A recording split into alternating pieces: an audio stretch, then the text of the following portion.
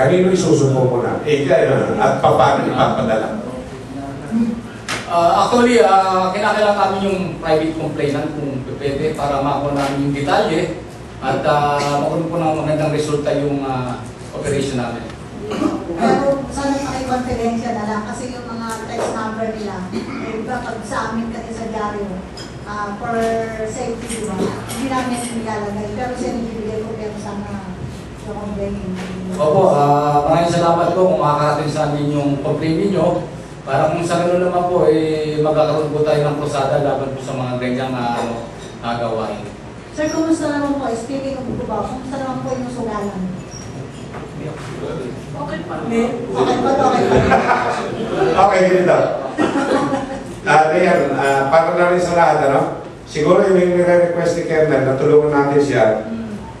Pwede, nag-entertain kayo ng text messages, no? Opo. 0916-627-5005. 0916-627-5005. Okay. Lea, bigay natin sa kapila. Meron ka? Okay. Emil, teka mo na, Jimmy. Nauna sa iyo, paka-identify mo para ano? Kay Kernel. Si Bert Moso. Si Bert Moso po sa UIC. Ay pinapatanong lang dito, ano ba daw pwedeng gawin doon sa mga kolong na pumapasok sa Quezon City? Biyaheng Commonwealth, Kasiglahan, Buwin ng Talban. Yung 10 ginagawin ng 11. Yung mga driver, medyo may pagka-mastos. Hindi nakikinig doon sa reklamo ng mga pasahero. Bumibira lang, naninigarilyo daw. O, sinasabi niya, naninigarilyo na, nakasando pa. Parang lumalabas na balasubas yung driver. Pumapasok naman sa atin yan. Magamat biyahe mo Talban. Ano daw kaya pwede lang daw ito? Actually, yung nagmamaneho ko ng mga ganyan, meron tayong dress code, bawal na kasando. Lalo na yung bigarilyo pa. Talagay ko, ibigay sa amin yung plate number. Tatrabuhin natin in coordination with LTFRB. Dahil alam po natin na ang naniligid po mga LTFRB. So, maganda po yan kung makakarating sa amin para mapag-usapan namin. Anyway, araw-araw po, nag-uusap po kami ng mga personnel ng LTFRB na nakasay sa Quezon City. So, action po natin yan. Okay. Meron pa? Okay, Jimmy. Magandang umaga po sir, ang Jimmy Dosa from DCL San Sereno. Sir, mga naglabasa na po sa dyaryo at natapos lang ang conference ng Philippine Drug Enforcement Agency. 94% po ng Metro Manila ay yung barangay ay talwak po sa droga. Ano po may tutulong ng pulis natin para masugpo ito sapagkat ang Philippine Agency po natin sa drugs ay ang PIDEA. Meron pong bawat istasyon natin, meron pong DAI, merong anti-drug station. So ano po ginagawa nila? Bakit naglaganap po ang droga sa bawat barangay? May mga police station lang po tayo. Maganda po tanong yan. Po yung information, dati rin po akong PIDEA. Naging regional director po ng Region 4, Bimaropa.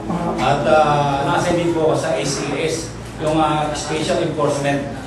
So, ang masasabi ko po, bilang dating anti-drug personnel, nakikita ko naman po ang ating DAID, yung District Anti-Illegal Drugs, sa pamumuno mo ni Captain Rason.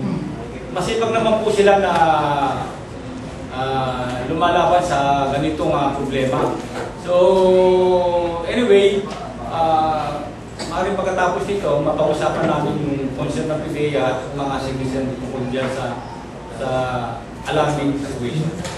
Sir, kasi involved din po rito kayo mga barangay chairman at barangay officer. Kasi bibigyan ko na lang po kayo ng halimbawa, direksya po sa barangay Tatalon, area ko po.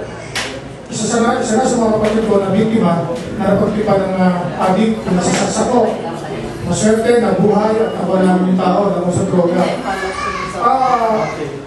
Bakit hindi po natin mapagalaw ang barangay official sa tulong din na po ng polis? Kasi mukhang ano po, naniniwala po ako kung wala pong mga droga sa isang barangay, peaceful po ako sa barangay. Kung may droga sa isang barangay, nandiyan po ang kriminalidad. Katunayan, bago ako po umalis ngayon dito sa barangay namin, kaninang alas 5 ng ulit araw, nagkaroon po ng snatching. Identify po yung tao na mo sa droga. Ano ba po talaga ang dapat ba natin pupukin itong mga police station natin para magtrabaho? Dapat din ba pupukin ang station commander, ang barangay official? At sinasabi nga po ng Philippine Drug Enforcement Agency, pwede po silang kasuhan pag hindi gumagalaw. Obstruction of justice. Yung mga barangay official, maski ang police station. Hihintay pa ba natin, may mangyari na may maganap sa isa sa mga pamilya natin, katulad na nangyayari sa Cavite, sa Quezon City, natatagpa yung mga magandang Pilipino, patay na, related sa drugs. Ang anti-drug operation or campaign is everybody's business. Hindi lang po police. Kasama po dyan ang barangay, kasama po ang teacher, kasama po yung mga magulang natin. Lahat po dapat ay lumaban tayo sa droga. So, hindi po natin pwedeng i-single out na ang police bakit po lang ginagawa. Tignan din natin bakit yung iba dapat mag-participate din.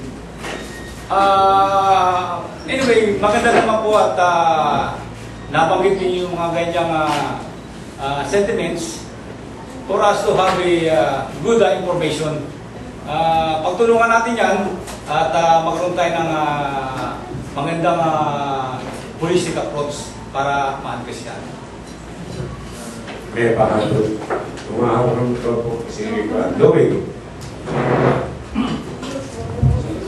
Morning, sir. Sir, gano'n po ba, di po ba yung ating mga polis sa paggabi? Hindi ba dapat mga naka-uniform? Kasi dito sa Project 8, na-aksidente kasi yung adventure ko dala ng ako. Nasulo siya ng elk. Ngayon, ang nangyari, kakawa naman yung driver ng elk. Hinihingan siya ng mga polis.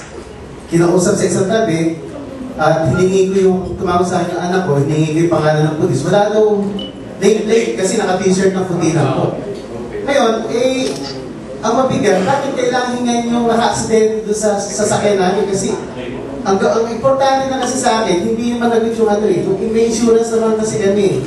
Kaya lang, police report lang nila, bakit yung driver ng L na mahirap lang, naghahanap buhay, bakit kailangan ko tongan? Hindi ay po pagpakilala din ng police eh. Una-una po, bawal po yun yung police natin, mag-report ng duty, hindi naka-tamang bihis. Kasi meron tayong off ng tamang bihis. Secondly, alamin natin mabuti, bago natin kausapin, katulad na sabi mo, hindi naka-informe, hindi natin ma-identify. Kasi maaaring baka nagpupulis-pulisan lang. Maraming ganun eh. So anyway, yung concern na yan, iparindan na lang natin sa kinaukulan. Alam niyo naman yung sa Station 5. So, alamin na lang natin kung sino talaga yung police na yun. Then, bigyan nyo din kami nung reklamo ninyo para mapag-aralan din namin. Sir, sandali kita. Tumataas ang bilang sa Quezon City ng mga pulis-pulisan. Dito sa Mindanao Avenue, dito sa Tandarsor, sa Sauyo, maraming nakapormang pulis dyan. Okay, giving you a tip. Magpalagay kayo ng tao ng 4 to 6 a.m. doon sa kanto ng Talipapa at saka Mindanao Avenue.